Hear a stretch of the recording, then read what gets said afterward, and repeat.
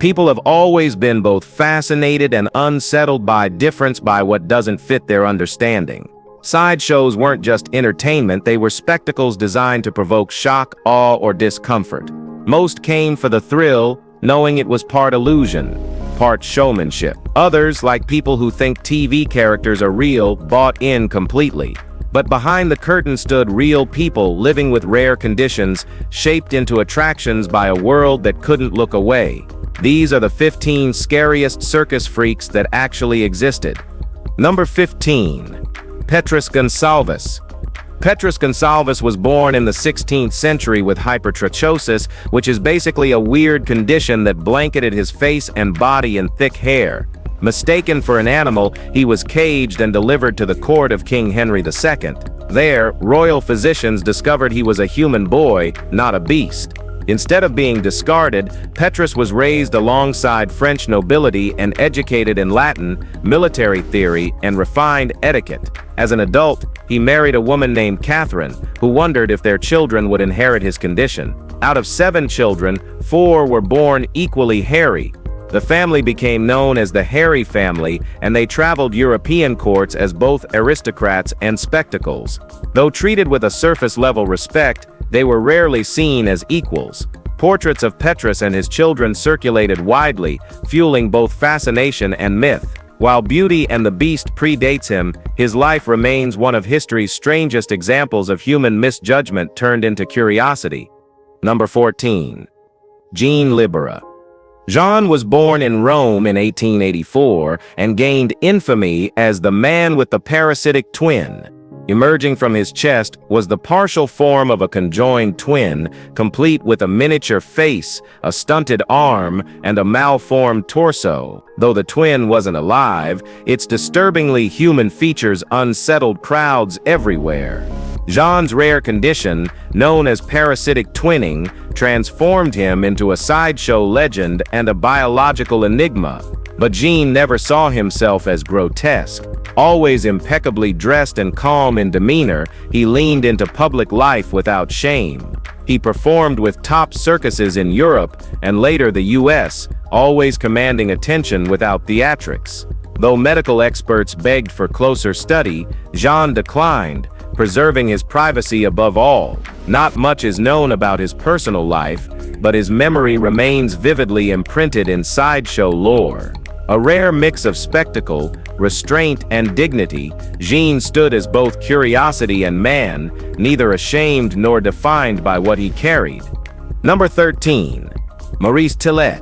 Maurice lived a quiet childhood until 17, when he was diagnosed with acromegaly, a disorder that caused severe bone overgrowth. His once average frame transformed dramatically, but instead of withdrawing, Maurice leaned in. Intelligent and multilingual, he moved to France, then America, where he became a wrestler known as the French Angel. Towering, broad-faced, and nearly unbeatable in the ring, he wasn't just a curiosity, he was a champion. He won the American Wrestling Association World Heavyweight title and became a fan favorite.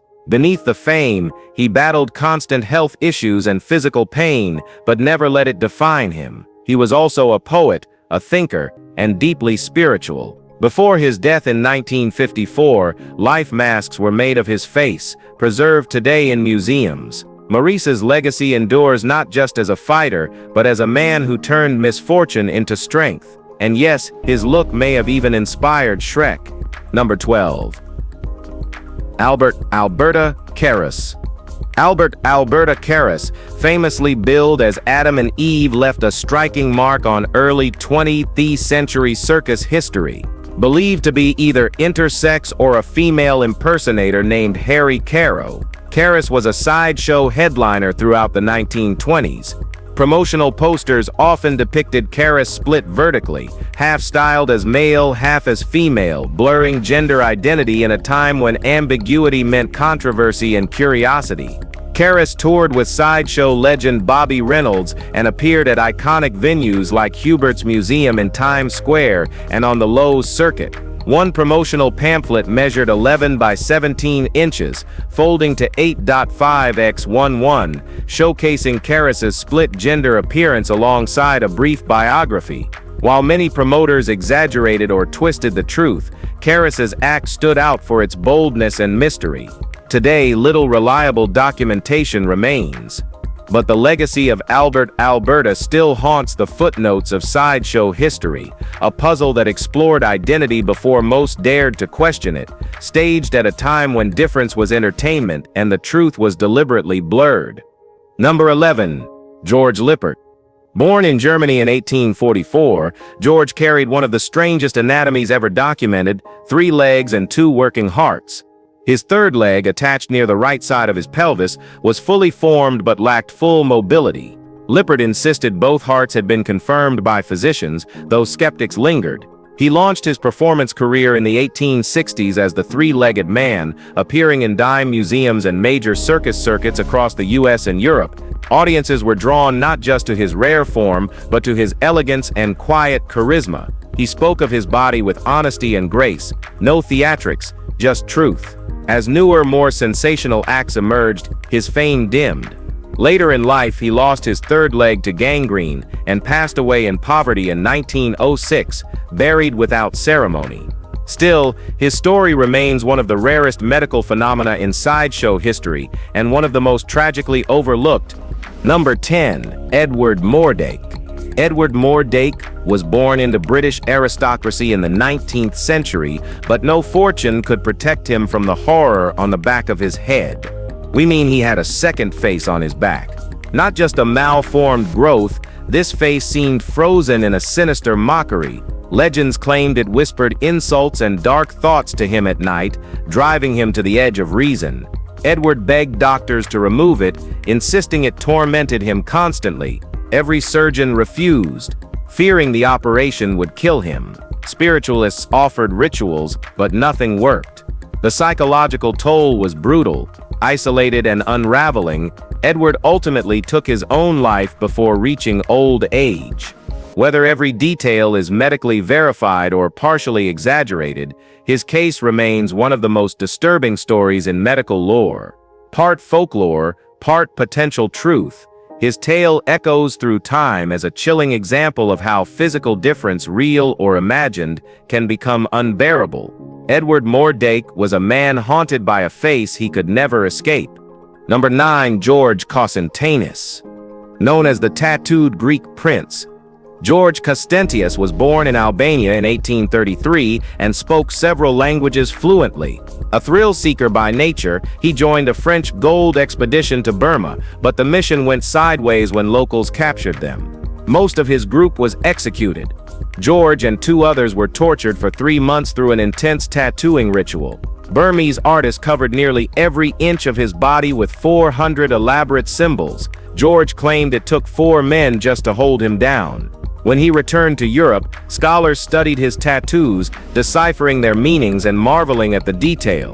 George began touring, often dressed in little more than underclothes to display his ink. In 1875, P.T. Barnum brought him to the U.S., paying him $100 a day. Marketed as the Illustrated Man, he mesmerized American crowds. Eventually, he retired to Greece, lost his eyesight, and vanished from public records by 1894, leaving behind a legend inked into sideshow lore. Now let's move to number 8.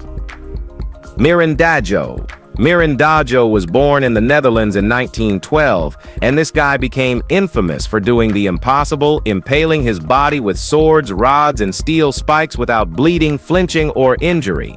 In the 1940s, he stunned crowds and medical professionals alike by driving objects straight through his torso, bypassing vital organs without visible damage. Skeptics called it a hoax, until doctors witnessed it themselves. He even underwent X-rays while skewered, confirming no tricks or sleight of hand. Dajo wasn't just performing stunts, he was challenging the limits of human physiology, turning his body into a living contradiction. His presentations were mesmerizing and deeply unsettling, leaving audiences questioning how pain, biology, and belief could be manipulated so effortlessly. Though his methods remain unclear and his intentions mysterious, Dajo's place in both circus history and fringe science is undeniable. He wasn't simply a performer, he was a phenomenon. To this day, Mirin Dajo remains one of the most disturbing, mystifying, and unforgettable figures in the history of human endurance. Number set, Priscilla Bejano. Priscilla was born in 1911 in Puerto Rico with hypertrichosis, a condition that caused thick facial and body hair to grow uncontrollably. At age 3, her father brought her to New York, hoping doctors could offer insight. Instead, she caught the eye of Karl Lowther, a compassionate showman who helped her step into the spotlight. Though hesitant, she became known as the Monkey Girl, a title she accepted but never cherished.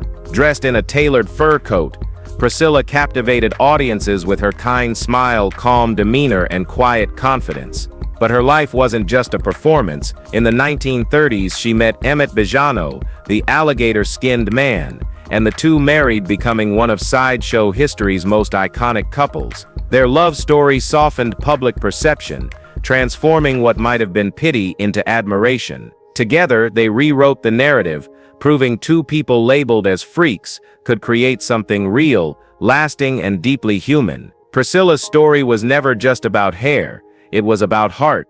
Number 6. Betty Lou Williams. Born in 1932, Betty came into the world with ichthyophagus, a rare condition where a parasitic twin was fused to her body. The second twin had limbs and functioning organs but no consciousness. Doctors determined that separation would kill them both. Raised by a foster family, Betty Lou entered the circus world young, performing under the name the Two-in-One Girl. But unlike many acts of her time, hers wasn't just spectacle, it was education. Betty explained her condition, shared her routines, and treated audiences with openness and clarity. Through the 1940s and 50s, she toured the country, making a living on her own terms. Eventually, she chose privacy and left public life behind. Her strength wasn't just about enduring stares, it was in how gracefully she handled them. Betty Lou remains one of the few sideshow performers remembered not for the condition she lived with, but for the dignity she brought to a stage that rarely offered any. Number 5. Eli Ewing. Eli Ewing was born in Missouri in 1872, and from a young age her height drew attention. Diagnosed with gigantism, she eventually grew to over 8 feet tall. Her unusual size brought physical challenges, but also turned her into a figure of fascination. Though her parents initially rejected offers from showmen, they agreed once finances tightened. At 18, she began appearing in museums, fairs, and circuses as the Missouri Giantess. Unlike other acts, Ella captivated audiences not with theatrics, but with elegance. Her posture was poised, her voice soft, her manners impeccable. She wore custom dresses and shoes, stood for hours greeting guests, and smiled with patience. Her earnings helped build a home scaled to her needs, higher ceilings, larger doorways, everything made to fit her world. Ella never married and avoided interviews, fiercely guarding her privacy. She died in 1913 from health complications. Still, her legacy stands tall, graceful, dignified, and totally unforgettable. Number 5. Felix Wehrle. Born in 1858 in Wisconsin, Felix Wehrle became a marvel of medical curiosity and circus showmanship. Nicknamed the Elastic Man, Felix possessed a body that stretched, bent, and twisted in ways that defied anatomy.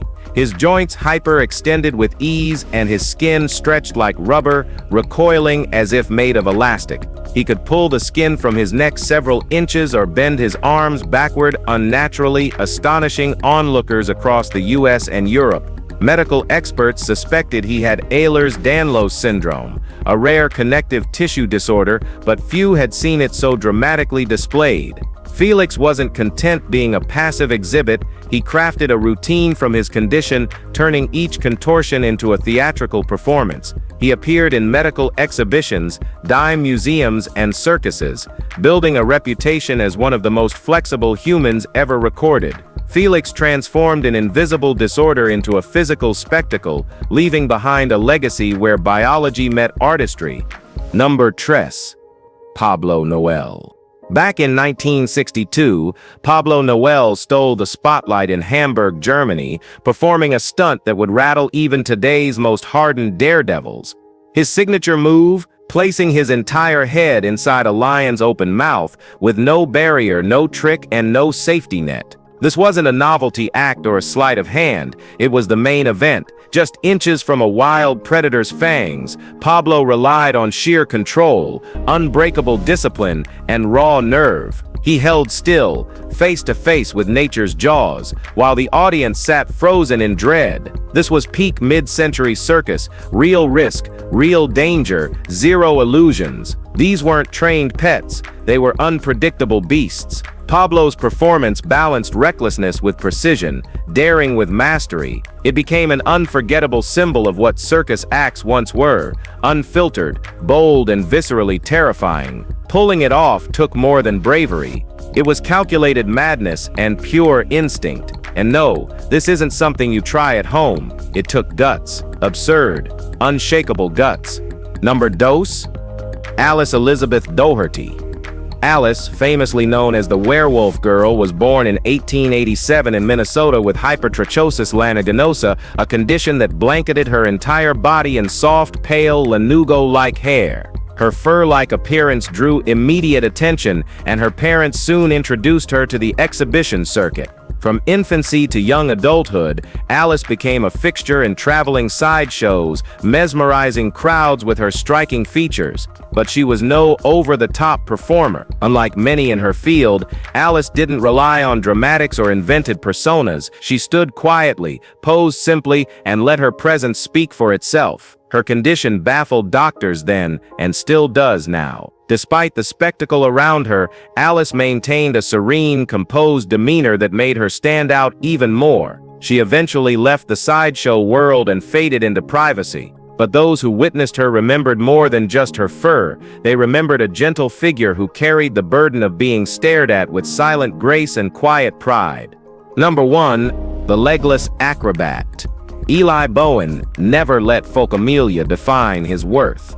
The condition left his legs undeveloped, with his feet fused near his hips, but instead of hiding or blaming fate, he turned to performance, mastering his upper body with astonishing precision. By 13, he was already a sensation, performing hand-walking stunts, scaling poles, and even firing rifles with his feet. Nicknamed the Legless Acrobat, he toured with giants like Cooper, Bailey and Company, and Barnum and Bailey.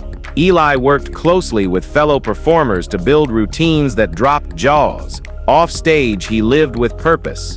In 1875, he married Anna M.S. Statham, and they raised 4 sons together. Known for his wit, sharp mind, and unshakable pride, Bowen became a rare public advocate for people with disabilities in a time that offered them no voice. He didn't dwell on what was missing. He built a life by using what remained, and through it all, he stayed grateful. If you enjoyed this video, please like and subscribe. Thanks for watching, and we'll see you very soon.